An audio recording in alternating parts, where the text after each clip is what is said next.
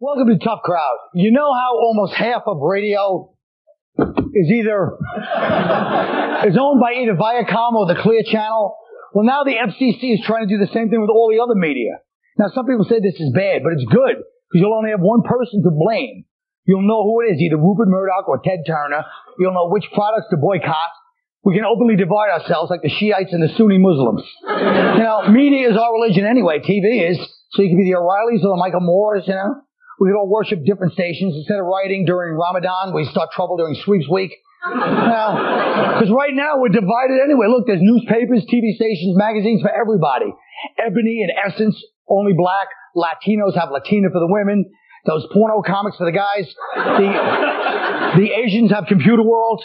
You know, we've never been more segregated. Do you realize that? We make 1960s Birmingham bus station look like the MTV Beach House.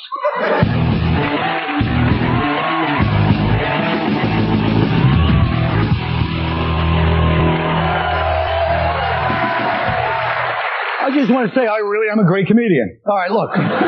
So the biggest argument against this FCC ruling is lack of diversity in the media. Nick, do you agree or disagree? I mean, can we start with this lack of diversity? First of all, I'm conservative. All I have is Fox News and the Post. Everything else is liberal hush. Pardon my French. Am I not right? People act like it's And I mean, are people still going to television for their information? I mean, unless you're a redneck, you know, watching Jerry Springer every morning to find out how you can get in your first cousin's pants. I mean, go to the library. You know this is a bad issue when you've got Ted Turner and the NRA are against the rule changes. You're living in your own circle of hell when those two people are against you. I mean, those are groups of people that are sort of evil incarnate, and they're against these rule changes the FCC just made. So, I mean, I think that says a lot. You think it says it's good? Or I think it says it's bad. So it's so bad that even they're against it. Yeah, apparently it's not funny what I said, but apparently well, it's very, you know, it had a lot of levels to it. It's kind of... This is kind of a dry topic. This topic is dry. No, I mean, Australia, you know, they raised the price on fruit. Maybe we could kick that around for a few minutes. This is... No, but I'm more worried about the employees. They're the ones who get in trouble. That's right. Because of the fact, like, I remember like 87, 88 or whatever, I worked for a radio station and I got fired. But I didn't give a damn because I could go to the next R&B station. You know, because I knew I had another job that I can go to, another radio station to go to, I cursed everybody else. Like, hey, kiss my ass. Right. Kiss my ass. Now in 2003, you can't do that. Because you say, look, I'll go to another station. The guy, no, I own that other station. So, you know, you end up... Yeah, you're on their computer file. We just had a breakthrough. A black guy talked about getting fired and didn't blame it on white people. That's well, we didn't ask him all the R&B stations. Let me get to that. He's assuming the guy that owned all the R&B. Louis, dry topic to you too? You son of a bitch. Bit. I don't really care. Well, screw it. You're a filmmaker. Go ahead, Keith. No, I mean, let's talk about something else. We are going to talk. No, let's... relax. I'm relaxed. I come on the show. The show starts and he's busting my ball. Shut up. Relax. I'm sitting here on the damn show, but he starts insulting the topic. The first one out of the box, I just shaved. I'm all clean, excited. The problem with the media is controlled by cultural Marxists who are hell-bent on destroying this white patriarchal society that we have going. What the hell are you talking about? Sons of bitches! You heard me! And they're clapping! What the hell am I... What I'm talking about? All the sailors with me. Yeah. Every commercial, the black guy's a genius, the whitey's a dope, the woman's strong, the guy's weak. I'm sick of it! I've had enough! Next day is back. What are you watching? He's back from vacation. What shit? I'm not watching BT, bitch! Oh! Listen! Wait a minute. Go ahead. Okay, you know, he's just... This wait. I'll be fine for that. Exactly I thought this topic was boring. I love it. You shut up. Juicy Fruit Lips? Yes. Thanks for repeating it, jackass. They didn't hear it. Is that like a prison nickname? A black guy making fun of a white guy's lips. Come on. Exactly. But here's what I'm saying. This is why the white man is finished. Because of that. It's still finished. You are finished because you bitch too much. Every little thing you bitch about. Wait a minute. The white guy is one Puerto Rican girl applauding. I like people of color. There you go. Okay. Make me sick. You're a person of stupid. Hey, relax. I don't care what you say. People are so angry. It's possible, whether it's fair or not, the fact is being white is awesome. It's so great. It's not. No. Wait a minute. Hold on now. Whiteness. We're somebody black. Look at us. Oh, Right here. That's what I'm saying. Look. Hey, look. Let me just make my case. There's 5 comedians on the show. There's only one black guy. See, we get benefit of the doubt. Nobody bought. The cops are polite to me. It's just really great. I mean, I'm sorry that it's so great. Damn. I think it's wrong that it's so great, but the fact is, man, it's awesome. Dude. let me say this. We may be finished. You are finished. But why don't you admit one thing? For 300 years, you let 12 Dutch guys in shorts push your whole continent. We thought there were ghosts. We thought there were ghosts. 3 companies that manufacture devices and software to filter out scenes of sex and violence from DVDs are under attack from the DGA, the movie studios and directors, for copyright infringement, whatever. So what do you think about this? You're a filmmaker. Yeah. Well, to me, it's like all that parental control and that kind of thing. People are always trying to protect their kids from stuff that's supposed to be adult. And I think it's a shame because watching things you're not supposed to be watching is part of growing up, you know? Like, that's how you learn things. When I was 9, Saturday Night Fever came out, and my friend's mother took us to see it. So I'm in the theater watching John Travolta have sex with his girl in the back of a car, and I go to my friend's mother, what are they doing? And so she gave me a hand job. And so that was... here's the thing. If I had... If it weren't for that movie and my scene, I would have had to wait till I was 12 to get a hand job. In fairness, when you brought up Saturday Night Fever, because I was 17 living in Brooklyn, the Saturday Night Fever in the 2 years afterwards, nothing was more aggravating than you have people walking around swaggering like they own the damn world. Oh, they really annoyed me. They still wear the same hairdo from Saturday Night Fever. They do. Oh, yeah, and you're right. What are you supposed to... We changed. Oh, boy. Black people make everything better. Look at you. When you go to stores, you order boots. We made them Timberlands, Jack. I used to wear Timberlands. I was wearing Timberlands in high school, a-hole. They weren't called Timberlands then. That kind of language is uncalled for, guys. Let me tell you something. The bottom line is, they do damage movies, because I saw this hilarious movie in the 70s called The In-Laws. Yeah. Then they must have re-edited it. I saw the movie theater a couple of weeks ago. It stunk. It was humorous. Well, and look at how they All the humor was gone. Yeah, but you know, for years, Blockbuster Video has edited movies. That's true, too. Right, exactly. Like the Bad Lieutenant, when he's like masturbating while the girl's in the car doing the thing with her mouth. I rented it from Blockbuster and sped to that scene and it was gone. Like, I called the Blockbuster, I'm like, I got an erection and the scene's not there. We have to talk. We have to talk because you people are always leaving the commercials and I'm sitting here watching with these people. So we'll be right back.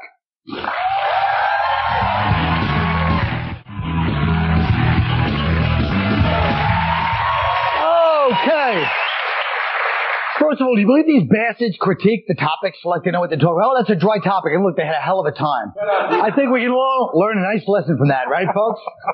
There's a current rap battle involving Russell Simmons, P. Diddy, Jay-Z to eliminate New York's Rockefeller drug laws, which mandate 15-year life sentences for many low-level crimes. So the rappers are trying to gather what the paper called urban hip-hop fans. We all know what that means. And, well, let's face it, you don't think that George Pataki's affected with these 300 homeboys hanging out like 19 years old? He's going to be like, I'm glad you people are learning to speak your voice and use the media so I don't get stitched across my Brooks Brothers suit by the Master Ace Homicide crew. I don't know. Now you're going to have the governor and the mayor at a corporate mixer with Russell Simmons and Irv Gotti trading business cards. It's like, oh, Murder Inc. Interesting. You guys listed on the New York Stock Exchange or, the 10 most wanted list? Okay, that's fine. Let me ask you something. Paul, what do you think about these Rockefeller laws? Harsh. I mean, think about it. Mm-hmm. Minimum sentence, first time out, 15 years to life. First time offenders, 15 years to life. For what? For drug offense, 2 ounces or more. Selling or using it? Selling or using. And of coke? Sounds fair to me. First time rapist offense, 3 years. What kind of a message does that send society? It says, hey kids, if you're going to rape, don't do drugs. And plus, with all the crooked cops that play. Let me do what I do. Here we go. That crooked ass cop. Man, let me say this. Cops has been so crooked. Wait, let him speak. Cops have been so crooked in America that there's nothing too far-fetched that you can accuse them of. People will believe anything you say about them. Cops took me in a space shuttle, flew me to the moon, and put cheese up my ass. They did? Oh my God, son of a bitches. That's awful. Was it good cheese? You got to go on the space shuttle? That's great. What are you complaining about? I didn't think we went blacks on the space shuttle. I think we're really moving forward as a country when we're letting the hip-hop community decide the drug laws. That'll be like, hey, shut up. Wait. You know, what's next? We're going to let your people decide what the legal alcohol limit is for driving? The whole intent of the law was back in the 70s to eliminate drug trafficking on the streets of New York. Has it worked? Look at the intent of the law. No, it hasn't worked. How do you know all this? Are you married to a Dominican? You can...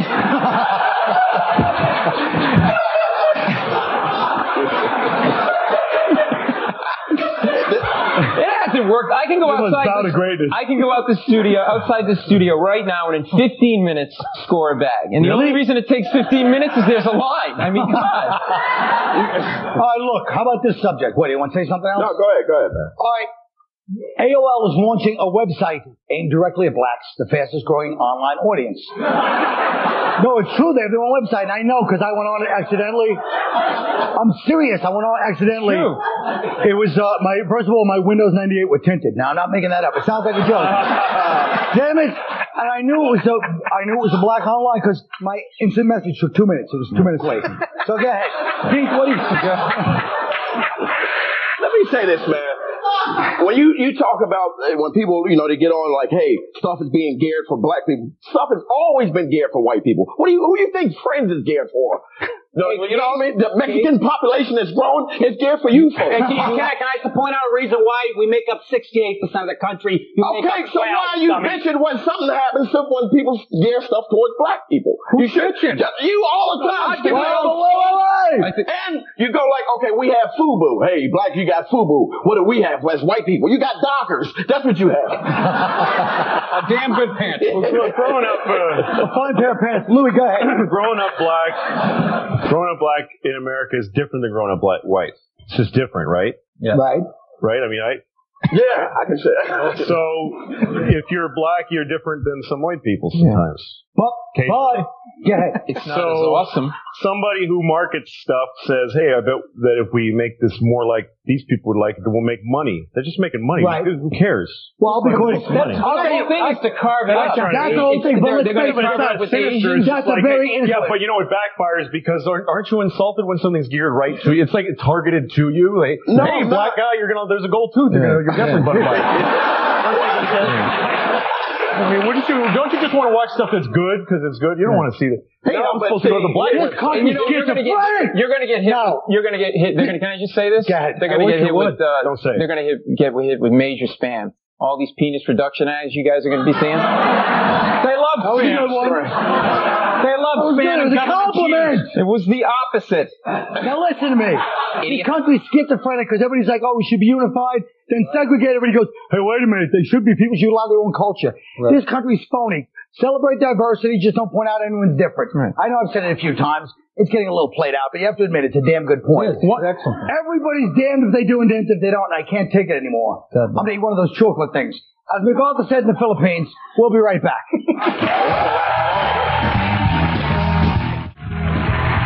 Oh, folks. You know, when I was a small child, we used to go to Coney Island a lot, and there was this guy at the booth who could tell everything about you by, like, gently putting his hand on your forehead. And, well, that's another story. And years of therapy later, and a couple of appearances on Ricky Lake, I feel a lot better. But there was another man that would predict the future. Prognostication is a lost art, and I'm bringing it back.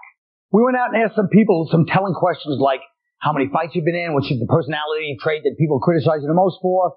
So we're going to look into their souls. I'm going to predict it, and then we're going to, try to figure out how close I get. Let's look at the first one. How many fights have I been in? Oh, now you can tell he's got some kind of like accent from like 6 different countries in England. And you can see he's like kind of a big psychopath. He's got the broken nose there. He's got the little soul patch there. He's got the, plus, you know, we tell a psychopath, any guy that wears an Izod shirt and thinks, hey, I'm like a yuppie. You're a maniac. He looks like one of those English headbutting Guy Ritchie bar fighter types. I'm going to say 47. I've been in 10 fights. You're lying, bastard! Next. The personality trait that people most criticize me for. Oh.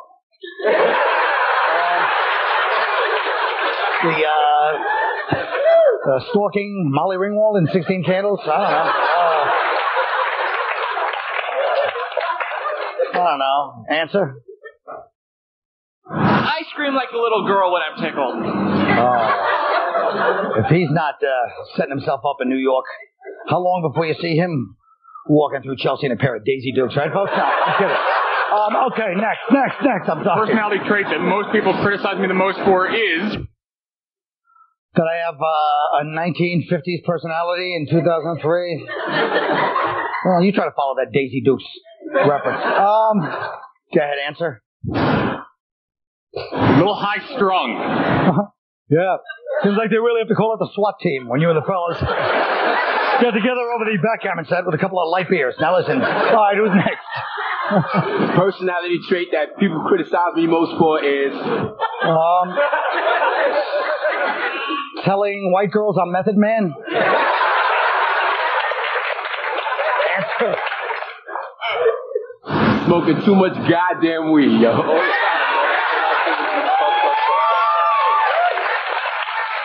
I apologize. It was Method Man. My fault. Next. The personality trait that people criticize me most for is your double message with the cross and the breast so close together. It's like every time somebody looks at that little bra showing, then you feel guilty because you see our Lord and Savior. Answer. Probably being too flirtatious. Next. Oh my God. The incident that most influenced my life was... The incident that most influenced... Oh, I know. There's so many. You're like, hey, Carl, you guys are like, let me do that one. All right. I got raped by an abstract expressionist on the way to Dallas. Answer. My drug smuggling trip to Bogota, Colombia when I was 18 years old. Oh, next. How many fights have I been in?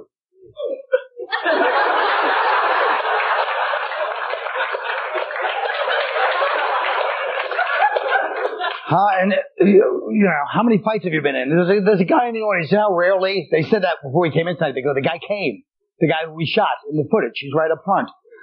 So how many fights have you been in? I'm going to say maybe in high school. A couple of scuffles when the kids would tease you and say you look like Natalie Merchant. There he is right here, folks. Oh, the Academy boys. All right. Thank you very much. Thank you, guys. Right. All right. You know what, folks? We can't change our lives, but we can change our movies thanks to new technology. You can cut, delete, shape, destroy everyone's artistic visions from Kurosawa to Ron Jeremy. If you could cut or delete one scene from a movie, what would it be? And why? Louis C.K.? I would have changed the ending to John Q, the Denzel Washington movie, you know, where he gets a gun, he takes hostages in the hospital, threatens to kill himself. He's on national news. There's a SWAT team. They try to kill him. Finally, they give his son a new heart. He goes through all that to save his life. Then 2 months later, his son tells him, Dad, I'm gay, and then he shoots him. All right, Keith Robinson. All right, well, here we go. Keeping it racial, I would delete the love scene between Holly Berry and Billy Bob Thornton. I don't want that old, white, wrinkly ass pumping up on down on my Nubian queen. Yeah. How the hell would you feel, white people, if we had Reese Witherspoon getting teabagged by James Earl Jones? Nick DiPaolo. I got to follow a teabag. All right. I would change the very last scene in Rocky. He'd still go the distance with Creed, but he'd collapse in the ring at the end of the fight and be rushed to the hospital. There he would lapse into a coma and be put on a respirator for a couple weeks and eventually die. Here's where the twist comes in. After getting the autopsy report back, Mickey and Adrian learned Rocky didn't die from his injuries suffered in the fight. His death was caused by salmonella from drinking those raw eggs. This ending is perfect because Rocky isn't killed by his foe, so he saves some face, but he does die, so we spared sitting through those 4 atrocious sequels. Paul Mecurio! In Ingmar Bergman's emotionally charged Cries and Whispers, there's a long dream sequence involving the beautiful Liv Ullmann, which conflicts with the existential message that the film is designed to impart about the quality of modern man forced to live in a godless universe. I'd get rid of all that and add a rapping kangaroo. All right, that's the show. Please throw away any deleted scenes in the trash on your way out. Good night.